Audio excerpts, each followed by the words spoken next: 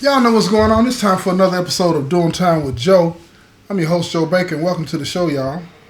Have you ever been in a situation where you lied to a best friend? You knew you were lying when you did it. Your reason for lying was it was going to benefit you, and you were going to come out on top in some small way or whatever the case may be. Have you ever done that? And when you did it, did you get confronted while you were doing it, rather, while you were about to try this move with this lie?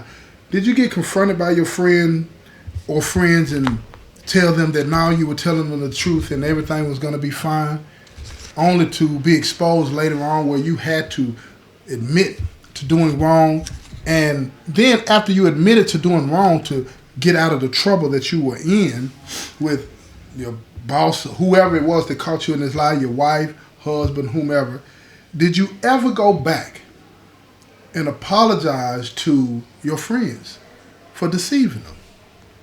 Have you ever done that? Do you think you should apologize to your friends for deceiving them? Well, I do. In this story here, I'm going to share a story with you to illustrate my point as to why I think it's important that you do stuff like that. That you go back and you apologize to your friends for the wrongs that you done when you were trying to manipulate your way through whatever situation, and you look them in their eyes and you lied to them, right? This story is about this guy. I'm going to call him Sinister. This brother manipulated and lied his way through so many situations that, when it finally came out, so many people were pissed off at him because they could not believe that after all of these years, that all of the things that he had said and done to them was a bold-faced lie. It was a bold-faced lie. And it put him in a bad situation. Now, let me tell you the story, right? This guy, we're going to call him Sinister, okay? And Sinister was a clerk.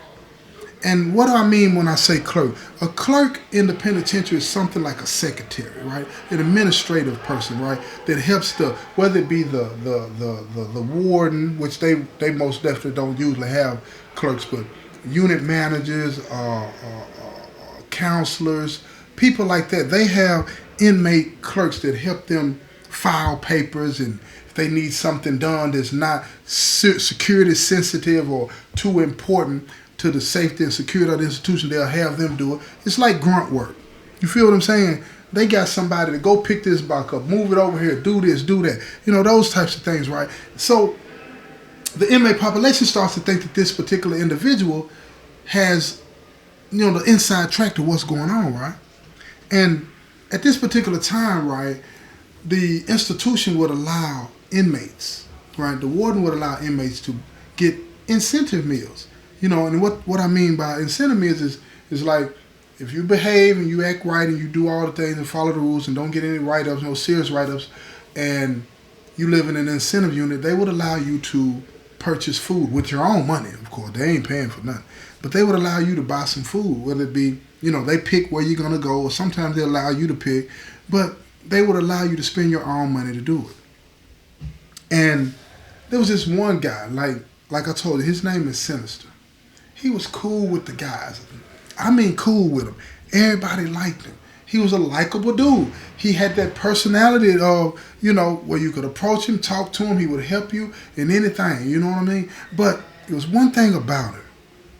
When it came down to food or anything like that, I've never seen anybody so possessive and deceitful.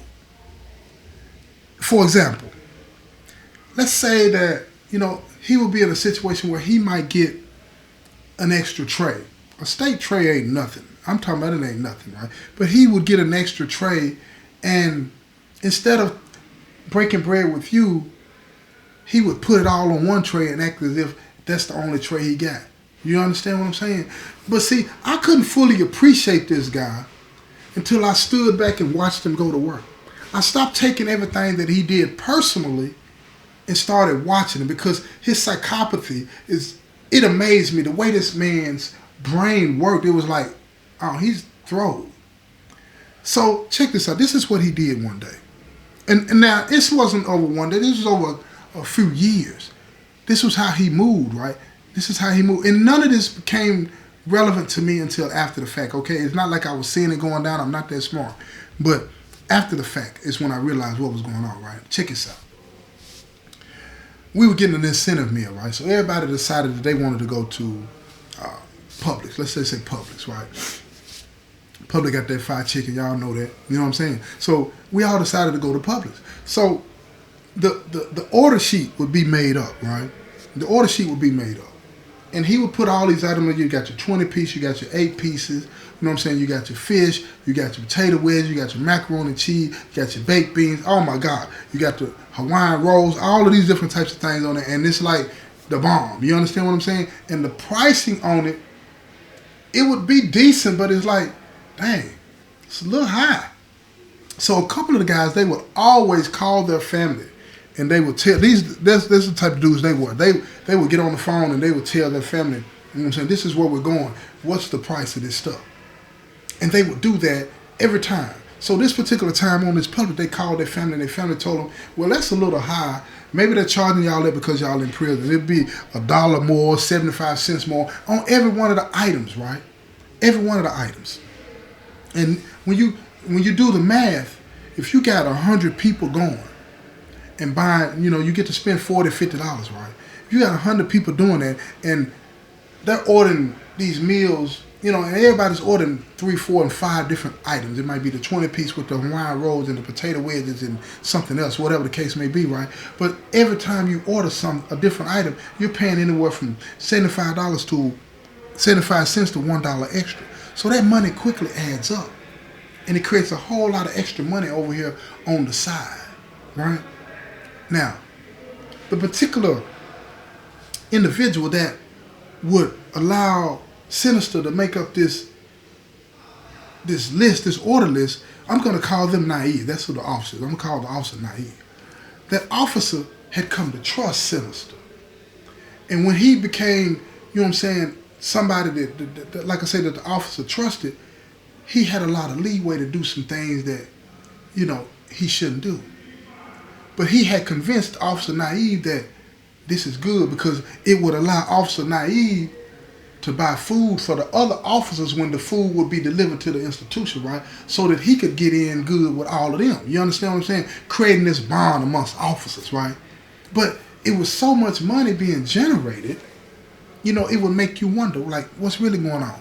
You know what I'm saying? I'm talking, listen to me. All the inmates would get what they paid for. That's that on that. You understand what I'm saying? Even though they'd be overcharged. But it would be so much food extra that Officer Naive would be able to hand out 20 pieces, 8 pieces. These are packs, you know what I'm saying, to different officers. And some inmates that couldn't afford it, which I'm cool with that. But the inmates that would help, you know what I'm saying, especially Sinister. Sinister might walk off with 40 pieces of extra bird every time he did this. And this wasn't just at Publix. This would be at any restaurant that we would be allowed to go. But every time he got confronted by the guys about the pricing, he would look all of us in the eyes and he would say, no, that's real. That's what the prices are. And then one of the guys would be like, no, I talked to my people, and my people told me this, and that. And he'd say, no, they going on the other side of town. They going to a different Publix. You know, them Publix, they different depending on what side of town it is. And then, you know, you scratch your head and be like, yeah, that makes sense. That makes sense. That makes sense. If you go to another Publix, the price might be different. But then you find out that the prices on that side of town is cheaper too. So after a while, everybody just quit asking him. They quit asking Sinister what was going on. So for 2, 3, 4 years straight, inmates are being overcharged a lot of money. Being overcharged a lot of money to get this food. And then one day, something happened. Something happened to where inmate Sinister gets in trouble. And let me tell you something. Somebody like inmate Sinister gets in trouble, and it rocks the whole compound because he has a reputation with all the people that work here that he's one of the good guys. So it makes everybody stop and scratch their head and be like, what's going on? Why would they lock him up? He don't do nothing. Everybody's looking at him like he's being treated unfairly. This is unjust. Y'all need to let him out. Why y'all messing with him? Don't nobody know he on shice. They've listened to everything he said. They believed everything he said. They don't know that he's manipulating everybody. But something caused them to lock him up. And when they locked him up, they went to talk to him. And they said, we got some information that says that, you're involved with inmate Naive in a way that you shouldn't be involved with him. And he gets offended at first and says, no, we cool, but it ain't nothing like that. You feel what I'm saying? See, this was about money. And they had information. Somebody done dropped a note. Somebody done told them. That happens in the penitentiary a lot of times. Somebody dropped a note and said, man, they getting money. And this is how they're doing it. So when they call inmate, Sinister down there and they get to talking to him, he said a lot of things that, if you live by the code, that he probably shouldn't have said. He admitted that they were cool. You feel what I'm saying? He admitted that certain things had been bought, but he didn't know anything about that. Oh, wait a minute. And one of his family members was involved in all of these shenanigans. You understand what I'm saying? So now that casts a different light on the situation, because you can't have family members involved in these types of things. This is the inmates' food, inmates' money, and the state don't want to get messy like that and have an inmate that's incarcerated involved in any kind of financial transactions when you're dealing with other inmates' money. It's just not appropriate. But Officer Naive, in his blindness and unwillingness to accept that he's being tricked, he went along with it.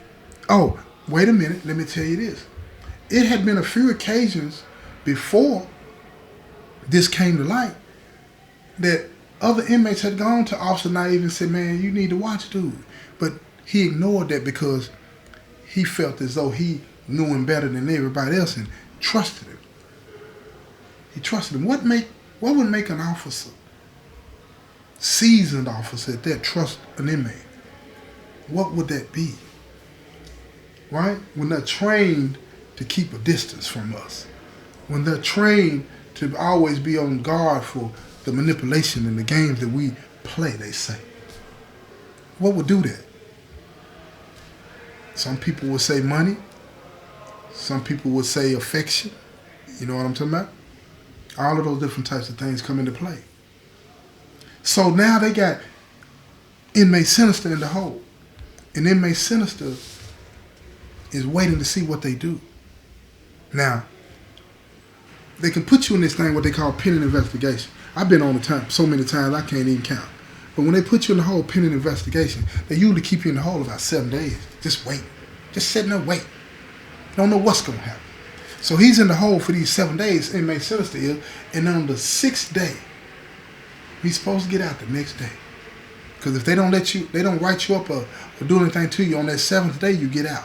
They can extend it another 7 days, but usually they don't. So on that 6th day, that night, they served him a write-up. And the write-up said that he was soliciting Officer Naive. Solicitation is a serious charge. Very serious charge. So he got upset because when he read the body of the write-up, it implied that Officer Naive was manipulated and used and didn't understand what was going on, and inmate Sinister had tricked him. So when inmate Sinister read the write-up, he got mad, got angry, because he felt like Officer Naive was throwing him under the bus. Wait a minute. Everybody knew what was going on. We was in this together. We were just getting food, but we was in it together. So he gets upset. Now his inmate advisor goes to see him, and his inmate advisor talks to him, and he says, what do you want to do? He said, man, this is a lie. Officer Naive is lying on me. I want to tell the truth. I want to stand on that because I didn't do nothing wrong. Listen to what I'm saying. He don't believe he did anything wrong, y'all. He's offended. He's offended by this write-up. He's been lying for years, but he's offended at the accusation that he did this to officer Naive, he's offended by that. And he feels that he needs to fight back. So he asks for a hearing. They grant it. This is right. Because the stakes are high. So when the night before, he's reading the write-up, he's pacing the room. He's thinking about all of the incidents and all of the things that have been said and done between him and Officer Naive, and he's starting to get his timeline right. He's going to explain. He said he's going to tell everything about what happened because he does not want to go down. No.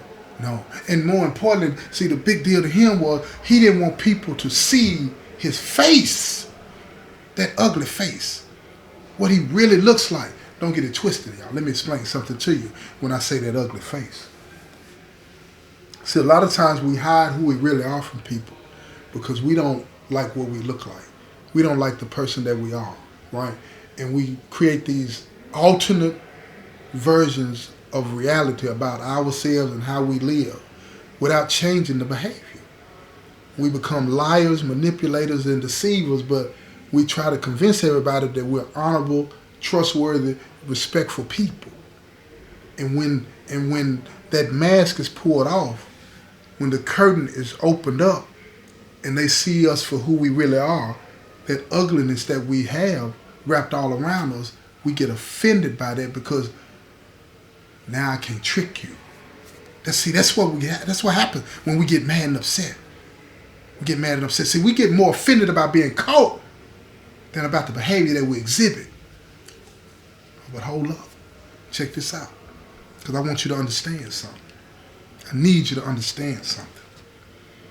So inmate Sinister is in the hole. He's pacing. He's going through all the things that he's done with Officer Naive and trying to figure out exactly what to say, exactly what not to say, this, that, and the third, right? Because he's not going. He's not going. So the hearing comes the next day, bright and early. They get to the hearing. They're having the hearing, and everybody's talking, and they're going over what's going on, and everybody's wondering what's going to be said on the compound, and everybody's looking at everybody because the word is out. Wait a minute, he's having a hearing, and by being locked up, you understand what that means. That means that everything is going to come out. It's going down. Wait a minute. What could happen? Let me tell you what could happen. Officer Naive could get demoted, fired, charged with a crime. All of these things are on the table. Well, wait a minute. What could happen to inmate Sinister? Well, inmate Sinister, he could get found guilty, get hold time, get transferred, get charged. You understand what I'm saying? Or inmate Sinister could get the charges dropped or reduced, and he would be on the road to rehabilitating his reputation. So before the hearing, well, let me correct that. While the hearing is going on, we all out on the compound. Everybody's kicking. We're talking about what is going to be happening, during the hearing, right? So one of the guys asked me, he said, Joe T, how you feel about that? How you feel about what's going on? I said, man, let me tell you something. I want to be clear about what I'm saying here. I want y'all to fully understand what it is that I'm trying to say and what I said to the guys, right, when this was going down. I said, what he's doing doesn't make him a hero because, see, they were applauding what he was doing. Don't get me wrong. I believe in being honest, right? But they were applauding what he was doing because it was against an officer. You understand what I'm saying? He was finna take this officer, right, down. And because they didn't like this particular officer, they were excited and happy about that. See, I don't rejoice in anybody's downfall. It's not a good thing. It's not a good thing. Because I get to thinking about, everybody has a family. Everybody has somebody they love. Everybody has somebody that cares about them. And we all make bad decisions, right? And when we make bad decisions, we want the benefit of the doubt, but we're not willing to give the benefit of the doubt to the individuals that we don't like. But look, if you want to hear what my response to the guys was in this situation, you got to tune into the next episode, right? And then I'm going to break this thing on down for you, right? This has been another episode of Doing Time with Joe. I'm your host, Joe Baker, and I say peace, y'all. I'm getting